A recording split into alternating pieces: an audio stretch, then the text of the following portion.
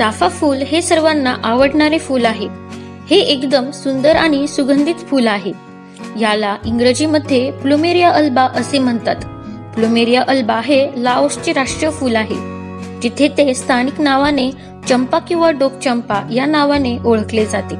आशियामध्ये चाफ्याचे झाड आणि फुले पवित्र मानले जातात. चला तर मग जाणून घेऊया चाफा या फुलाविषयी सविस्तर माहिती. चाफा झाड सांगाड्यासारखे फांदी असलेले दिसते. ही एक कठोर आणि वाढण्यास सोपी वनस्पती आहे, ज्यासाठी किमान काळजी आवश्यक आहे. तसेच भारत, श्रीलंका आणि बांगलादेशमध्ये याला चंपा किंवा चाफा म्हणून ओळखले जाते. या फुलाचा उपयोग मंदिरामध्ये, रस्त्याच्या बाजूला आणि गार्डनमध्ये शोभेची झाड म्हणून होतो. चाफा फुलाचे 3 प्रकार आहेत. त्यापैकी बरेच प्रकार आपल्या सभोवताली आढळून येतात. चाफा फुलाचा औषध म्हणून वापर केला जातो. चाफ्याची अतिशय सुंदर फुले सजावटीसाठी वापरली जातात. चाफा फुलाच्या अनेक प्रजाती आढळून येतात.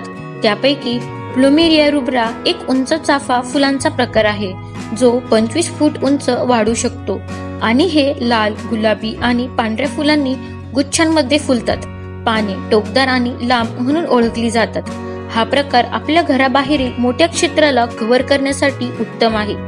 हे खुल्या हवेत चांगले वापरले जाते. प्लुमेरिया पुडिका हा एक चाफ्याचा प्रकार आहे. याला नागचंपा असेही म्हणतात. चाफा फुलाचा हा प्रकार त्याच्या असामान्य पानांसाठी ओळखला जातो.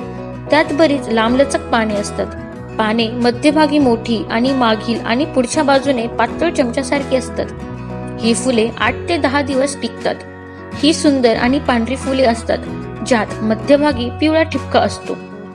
गुलाबी चंपा हा एक 3रा प्रकार आहे. त्यांना एक सुंदर सुगंध आहे आणि वसंत ऋतू ते शरद ऋतूपर्यंत सतत फुलतो.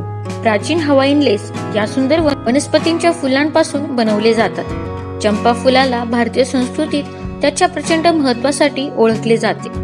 धन्यवाद.